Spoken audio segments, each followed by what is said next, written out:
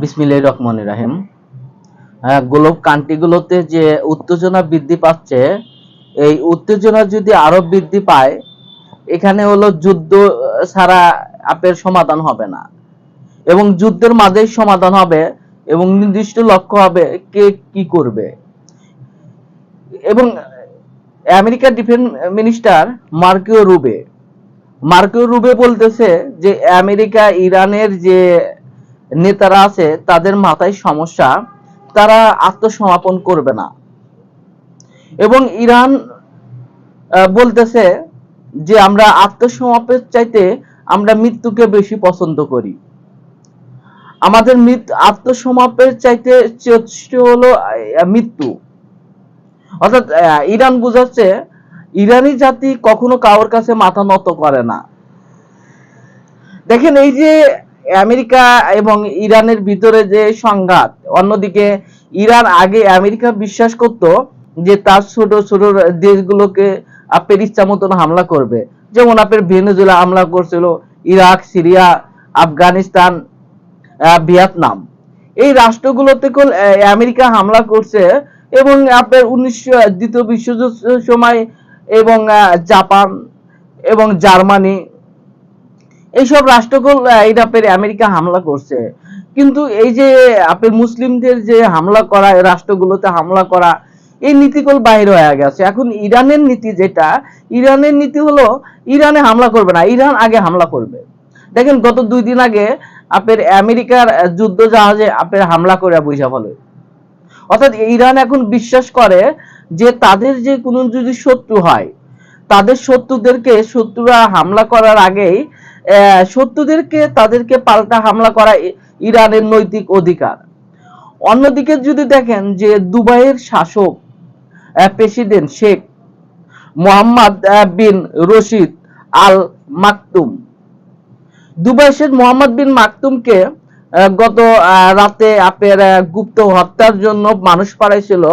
এবং দুবাইয়ের যে প্রেসিডেন্টের নিরাপত্তা ব্যবস্থা, প্রেসিডেন্টকে তাড়াতাড়ি সরা নেয়, অল্প থেকে দুবাইয়ের শাসককে গুপ্ত হত্যা করতে পারে নাই।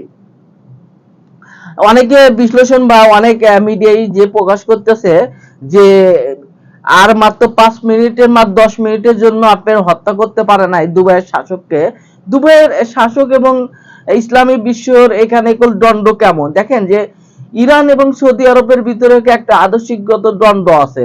আবার অন্যদিকে যদি দেখেন যে দুবাই এবং আমেরিকা, এখানে আদর্শিক ভিত্তি একটা দ্বন্দ্ব আছে। এখানে প্লাস পয়েন্ট দেখেন, দুবাইতে হামলা করছে ইরান, এখানে সৌদি আরব এখানে সমর্থন দিতেছে। এখানে সৌদি আরব কেন সমর্থন দিতেছে? যেখানে ইরানের সাথে সৌদি আরবের যেখানে আপনার আদর্শিকগত যেখানে দ্বন্দ্ব আছে, তারপরেও কেন আপনার ইরান দুবাইতে হামলা করলো? দেখেন যে এখানে উপরাষ্ট্রগুলো, দেশগুলো যদি দেখেন যে তাদের সমস্ত যদি দেখেন যে বর্তমানে এক রাষ্ট্র মুসলিমরা শত্রু, হিন্দুরা মুসলিমদের বা খ্রিস্টানদের যে শত্রু, তার সাথে বড় শত্রু হলো মুসলিমদের সাথে শত্রু। অর্থাৎ এখন আপনার লড়াই করতে হবে মুসলিমদের ভিতর। এই যেমন ইহুদিদের ভিতর এই আপনার যতটুকু না লড়াই করতে হবে, মুসলিম নিজেদের বেশি লড়াই করতে হবে। দেখেন যে দুবাইয়ে যে হামলা করলো ইরান, এবং ইরান কেন হামলা করলো? ইরান মনে করতেছে দুবাইয়ের যে শাসক, যে এই আরব আমিরাত করলো 1965 সালে দ্বিতীয় জাতীয় যে যুদ্ধ, এই যুদ্ধকে সবচাইতে আগে ইসরায়েলকে সমর্থন এবং স্বীকৃতি দিছিল এই আরব আমিরাত। অর্থাৎ আরব আমিরাতের সাথে ইসরায়েলের সাথে আপনার ভালো একটা রাজনৈতিক, অর্থনৈতিক বা সব দিক থেকে একটা সম্পর্ক, কালচার ভিত্তিক একটা সম্পর্ক আছে, যেটা আরব শাসকরা ইচ্ছা করলে এখান থেকে বাইরে হতে পারবে না।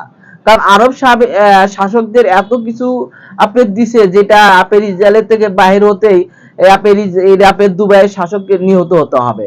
দেখেন যে অনেকে ভাবতেছে যে ইসরায়েলের সাথে সম্পর্ক নষ্ট করার তাগিদ দেওয়ার কারণে এই আরবের শাসক মোহাম্মদ বিন আব্দুল্লাহ মাকতুবকে হত্যা করতে চাইছিল গুপ্ত ঘাতকরা। অনেকে বিশ্লেষণরা এটা মনে করতেছে। তাহলে দেখেন যে এই যে এখন যদি ইসরায়েল, আমেরিকা এবং ইরান আবার যুদ্ধে লিপ্ত হয় এবং তাদের যে আশঙ্কা এবং আকাশে কালো মেঘ জমতেছে, এই কালো মেঘ যদি আপনার বাষ্পিত হয়, দেখেন যে বাংলাদেশের বা অন্যান্য দেশগুলোতে যে এই যে সংকট তৈরি হবে ওয়েল রিফাইন বা এনার্জি পাওয়ার, এই এনার্জি পাওয়ার বেশিরভাগ ক্ষেত্রে আরব বা গ্লোব কান্ট্রি গুলো এনার্জি পাওয়ারে যদি এখন যদি যুদ্ধ শুরু হয়, এই যুদ্ধটা সহজে শেষ হবে না।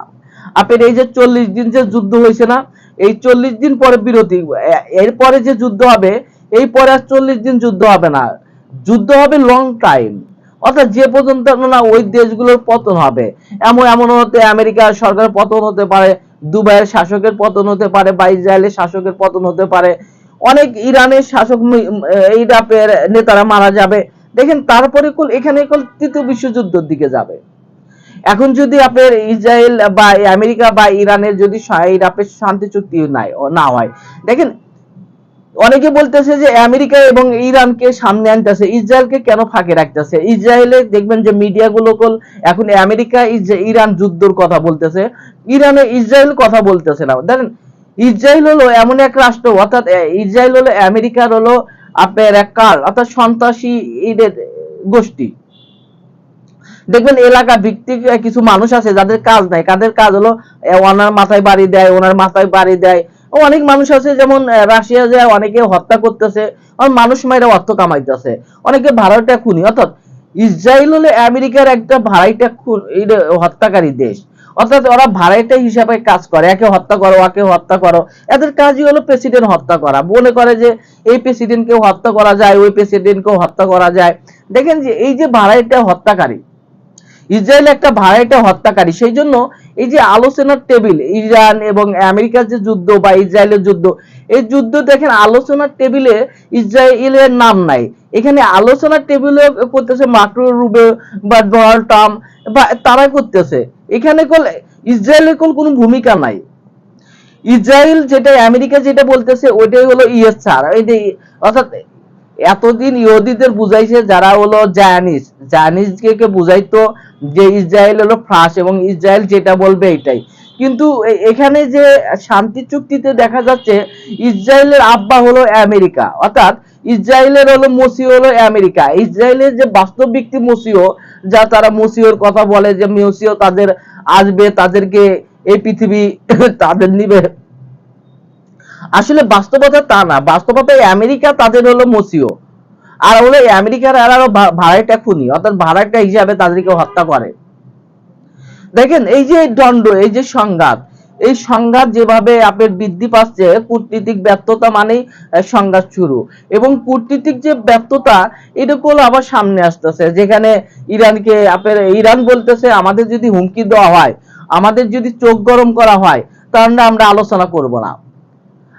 ইরানের সাথে আলোচনা করতে হলে সুষ্ঠু এবং সুন্দর ব্যবহার করতে হবে। ইরানকে হুমকি দিয়া, ইরানকে আপনার ভয় দেখা আপনার আলোচনা বসার টেবিলে বসা ইরান না, যেটা ইরান বারে বারে প্রমাণ করে দিতেছে। দেখেন এখানে ইরান কখনোই মাথা নত করবে না। অন্যদিকে আমেরিকা তাদের প্রভাব বিস্তার করতে চাচ্ছে। দেখেন এই যে সংঘাত, এই সংঘাতে আঞ্চলিক ভাবে যে একটা বিপর্যয় মুখে পড়বে, এটা বলা বাহিরে। আপনার বেশিরভাগ ক্ষেত্রে অন্যান্য দেশগুলো যে তেলের সংকট পড়বে, এখন যুদ্ধ শুরু হলে আপনি সবচেয়ে বেশি সংকট পড়বে তেলের। এই তেলের যদি আবার সংকট পড়ে, তাহলে এই যে বাংলাদেশ সহ আপনার ছোট ছোট রাষ্ট্রগুলো, তাদেরকে যারা তেল উৎপাদন করে না, তেল উৎপাদন করে কিছু রাষ্ট্র, কিন্তু বাকি রাষ্ট্রগুলো এই তেলের উপরে নির্ভরশীল। এখানে এটা আপনার যে আপনার অর্থনৈতিক এই মূল্যস্ফীতি, আপনার এটা গ্লোবাল অর্থনীতি, এইগুলো ভাঙ্গা পড়বে। এখানে যখনই ভাঙ্গা পড়বে তখন বেকারত্ব বাড়বে, হানাহানি বাড়বে, সমাজ ভিত্তিক অশান্তি সৃষ্টি হবে। দেখেন এই যে বিশ্ব পরিস্থিতি, এই বিশ্ব পরিস্থিতি দায়ী কেন? অবশ্যই ইসরায়েল। ইসরায়েলকে যদি থামানো না যায়, এই পরিস্থিতি বারবার তৈরি হবে এবং ইসরায়েলকে অতি তাড়াতাড়ি থামাবে। সবাই ভালো থাকুন। আসসালামু আলাইকুম।